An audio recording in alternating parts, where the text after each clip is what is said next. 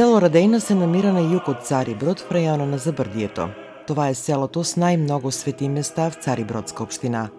Само оброчните крстове са 14. Според данните събрани од археолога Весна Николова, в Царибродска општина се регистрирани околу 150 оброчни крста. В рајона на едно село се срештат средно меѓу 5 и 9 крста, а селото с најмногу оброчни крстове е точно Радејна. Това ни потврди и нашиот собеседник, лекарјот Никола Јорданов. Од него научихме и че в Радејна някога е имало голям православен храм, посветен на свети Кирик и Јулита. Свети места в селото са манастира Свети Георги, черквата Въведение Господне и 14 оброчна крста, които се намират около селото и всяка фамилија в селото си има свој оброчен крст. Манастира Свети Георги е подигнат на основите на някогашниот поголям манастир Свети Кирик и Јулита и за това говори факта, че основите са поголеми и од долната страна на манастира е оброчниот крст на Свети Кирик и Јулита, а и старите хора казват, че тука нашиот манастир Свети Георги, горешњак в село Петерлаш и Свети Кирик и Јулита Смиловци са били сателити на някој поголям манастир којто е исчезнал.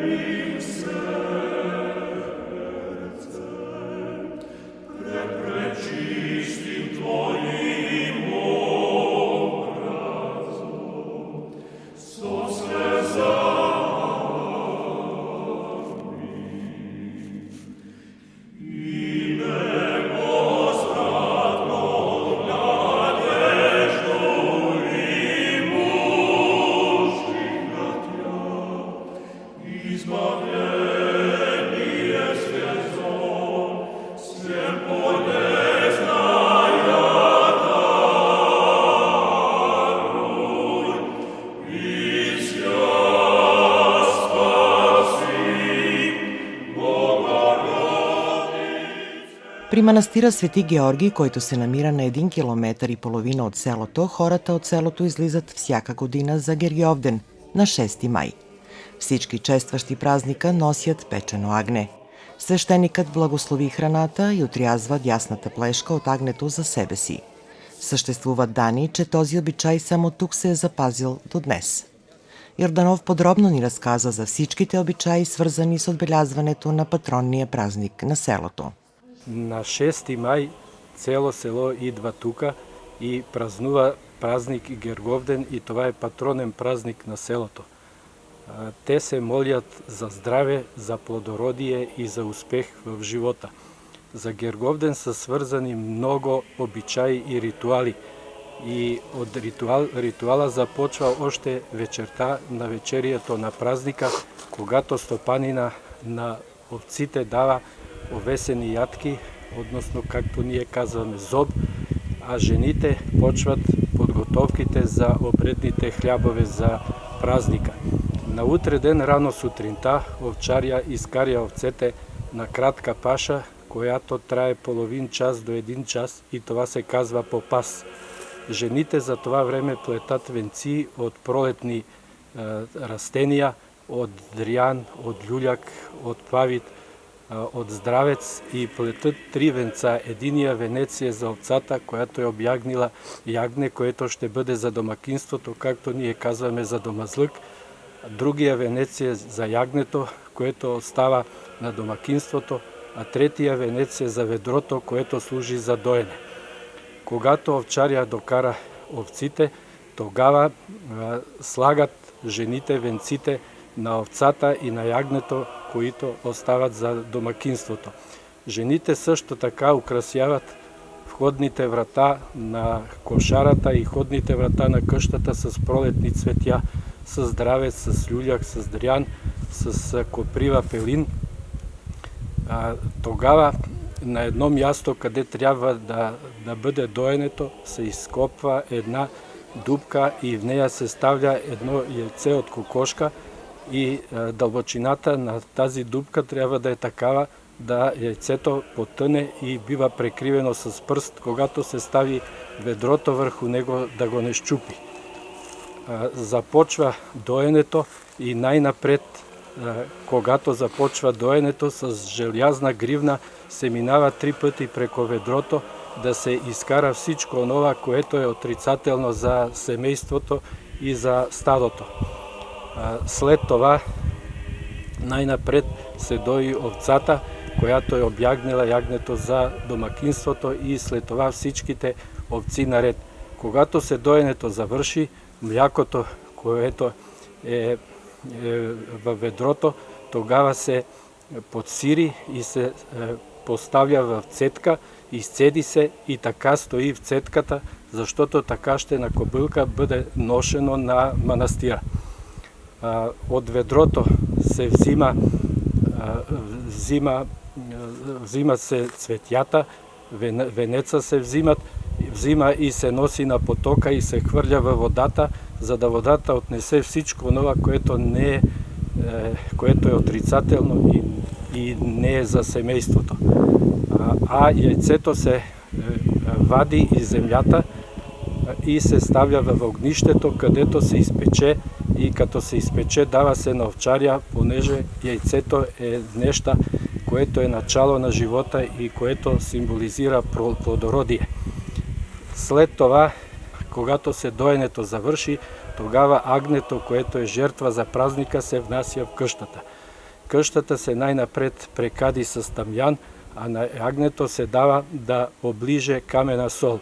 На главата на агнето се поставя босияк и една свеща, която е съвиена и която стърчи напред, и тя се запали. Когато малко погори свещата, тогава се агнето износи в двора и на една полянка, къде също предварително е изкопана една дупка, и там е клането, и кръвта трябва да изтече в тая дупка, и кръвта се също прикрива с пръст, защото това е молитва, и молитвата за земята, за плодородие, и тази молитва трябва да остане вечна и не трябва нищо да изяде кръвта.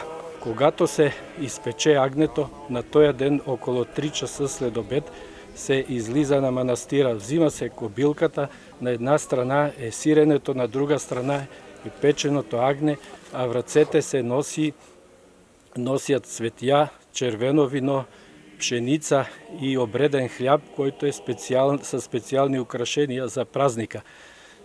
Стига се тук до манастира, до оброчището, багажа се отлага и веднага се идва до кръста, тук до манастира, покланят се на кръста и украшават го с цветя и се прекръстват. Влизат тогава в манастира. Манастира също се покланят, прекръстват се, дават пари за манастира, палят свещи и се молят за здравие.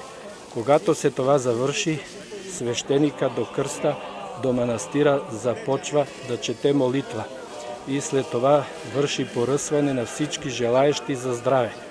След това той прекади јагнето на всички и прекади и останалата храна и идва од семејство на семејство да разрязва колача и на него слага малко од червеното вино и слага од пшеницата и казва кратка молитва за здраве на секој семејство. В знак на уважение на свештеника се дава на предната плешка од јагнето и четвртина од сиренето. Това се врши с намерение да се укаже на светреца, на патрона, да заштити хората, да им даде здраве, да даде плодородие и да им даде успешен живот.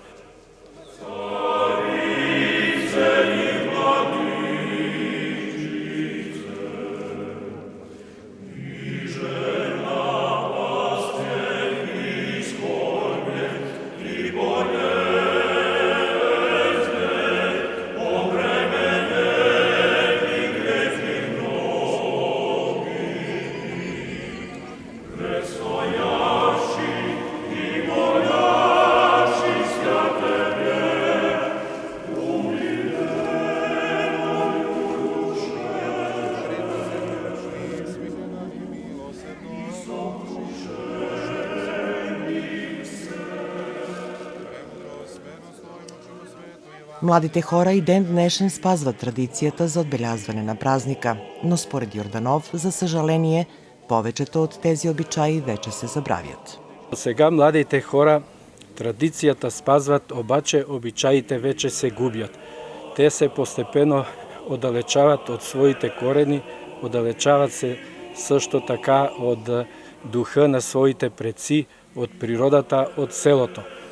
Тука за Свети Георги традицијата е запазена и излизат всяка година и млади хора по потекло најмногу од нашето село, но традицијата и обичаите преди излизането веќе исчезват, понеже исчезват и селата, а исчезват и животновъдите.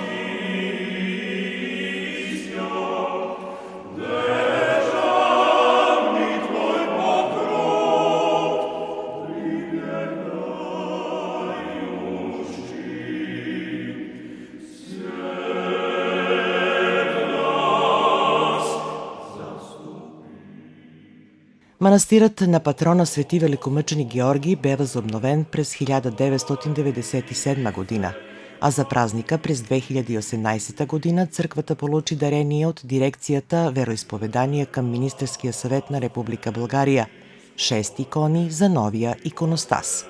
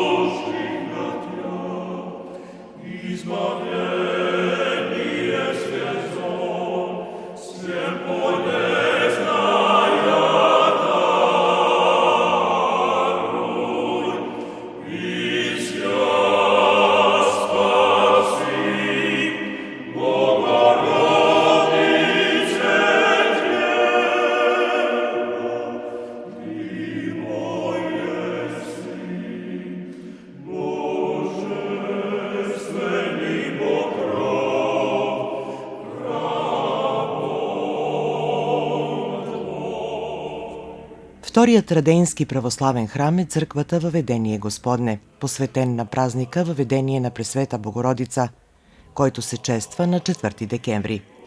Црквата се намира на северозапад от селото, до селското гробище.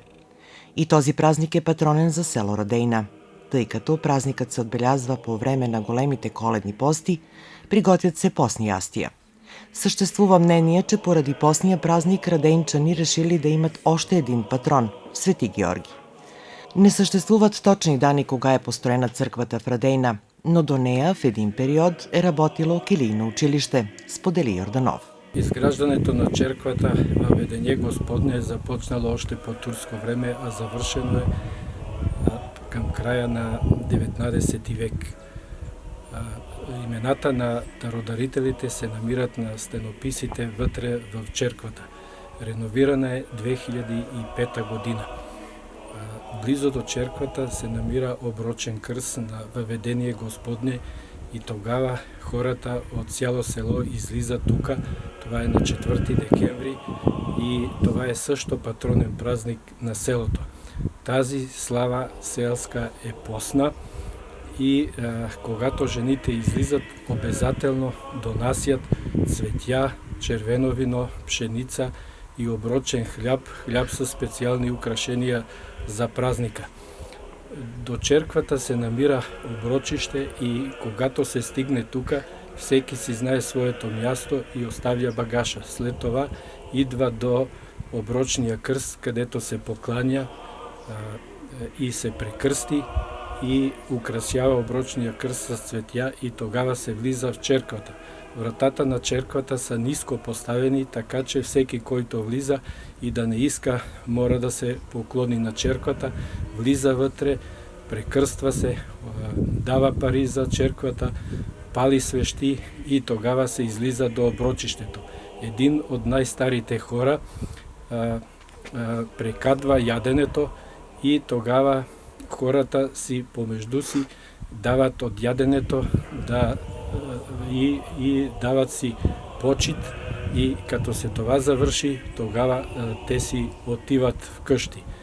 Тука до черквата е съществувало също и килийно училище, което е работило до 1895 година. Първо учител е бил Алекса Радев, а 2 пъти седмично са държали лекции по християнството. Тука стаите на училището са били нефункционални, били са много тесни, така че хората са решили да изградят ново училище и изкопали основите до тука в двора на черквата. Обаче тогава един местен жител от селото Сима Тренчин им предложил да им даде от своя двор место и хората 1900 година са градили училището в селото.